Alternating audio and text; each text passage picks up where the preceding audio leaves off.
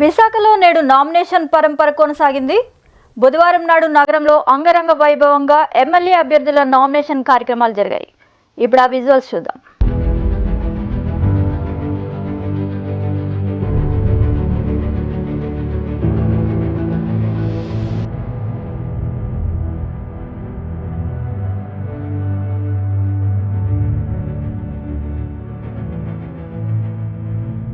భీమిలి నియోజకవర్గ YCP MLA అభ్యర్థి ముత్తంశెట్టి శ్రీనివాసరావు భారీ ర్యాలీతో తరలి వెళ్లి నామినేషన్ దాఖలు చేశారు.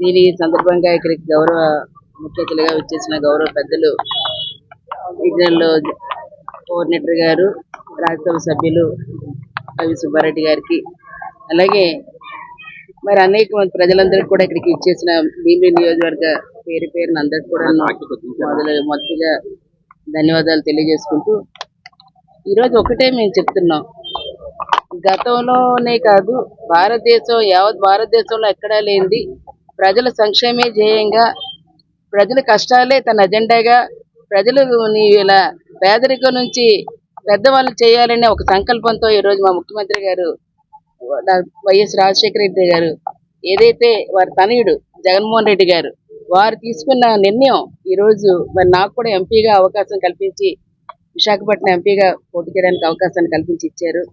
స్థానిక మహిళగా, ఆడబడుచుగా మరి ఈ ప్రాంతం అందరూ కూడాను నాకు భీమిలి నియోజకవర్గం అంటే నాకు అంతా కన్నవారు, అందరూ కూడా అన్నదమ్ములు, కుటుంబ సభ్యులు అందరూ ఉన్న వారందరినీ కూడా ప్రత్యేకంగా ఇక్కడ కులాలకి, మతాలకి, పార్టీలకు అతీతంగా సంక్షేమ, అభివృద్ధి రెండు కూడా ఇవాళ సమానంగా తీసుకెళ్తూ రాష్ట్రాన్ని అభివృద్ధి దిశగా ఈరోజు తీసుకెళ్తూ మరి ఈవేళ నీతి ఆయోగ్ లాంటి దాంట్లోనే గ్రోత్ హబ్ సిటీగా విశాఖపట్నాన్ని మార్చాలంటే ఇచ్చిన దాన్ని ఈరోజు గుర్తించి ఇచ్చారంటే భారతదేశంలో 4వ స్థానంగా అతి కీలకంగా ఉత్తరాంధ్ర వెనుకబడితనం పోగొట్టాలంటే ఈవేళ ఖచ్చితంగా.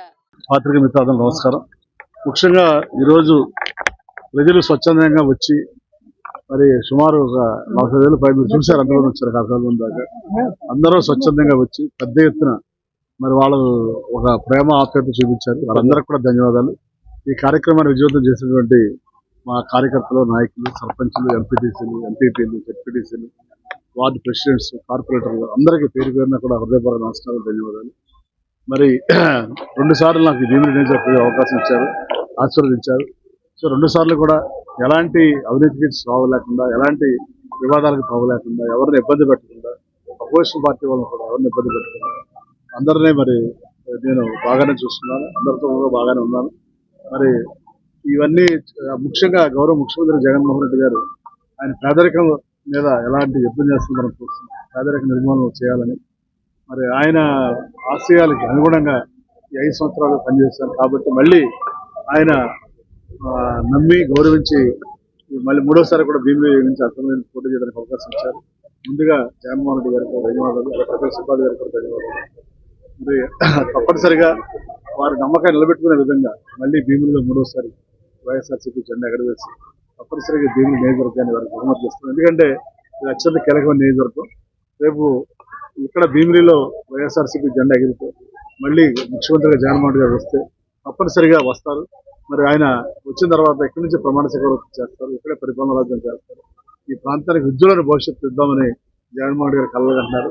కాబట్టి ఈ ప్రాంతంలో మరి తిండి తిని నీరు పీల్చి నీరు తాగి గాలి పీల్చే వ్యక్తులు మనందరం కూడా ఈ ప్రాంత అభివృద్ధి కోసం జగన్మోహన్ రెడ్డి కంటున్న కళలను సాకారం చేసే విధంగా ఆయన నాయకత్వాన్ని బలపరచాల్సిన అవసరం మనందరం మీద ఉందని తెలియజేసుకుంటూ అలాగే ఈ కార్యక్రమంలో పాల్గొన్నటువంటి మా తల్లిదండ్రులు మరి శ్రీమతి బొత్స ఝాన్సీ గారు ప్రతిభా గారు చదివని ఆవిడ అదృష్టవంతురాలు ఎప్పుడు కూడా వాటమి లేదు ఆవిడ జీవితంలో మరి తప్పనిసరిగా ఆవిడ 2 ఓట్లు కూడా వస్తాయి. 1 ఓటు ఎమ్మెల్యేగా అవంతి శ్రీనివాసరావు కానిగుర్తు నాకు, ఇంకొక ఓటు ఎంపీ అభ్యర్థిగా శ్రీమతి బొత్స ఝాన్సీ గారికి. మరి మంచి విద్యావంతురాలు, ఉన్నత విద్యావంతురాలు, ఈ ప్రాంతం సమస్యల పట్ల మంచి అవగాహన వ్యక్తి. మరి ఆవిడకి 2వ ఓటు ఎంపీగా కానిగుర్తు ఇద్దరికి కూడా మా ఇద్దరికి వేసి భీముల నిజ ప్రజలు ఆశీర్వదించాలని, జగన్ గారి నాయకత్వాన్ని బలపరచాలని తెలియజేసుకుంటూ అందరికీ నమస్కారాలు, ధన్యవాదాలు తెలియజేస్తున్నాను.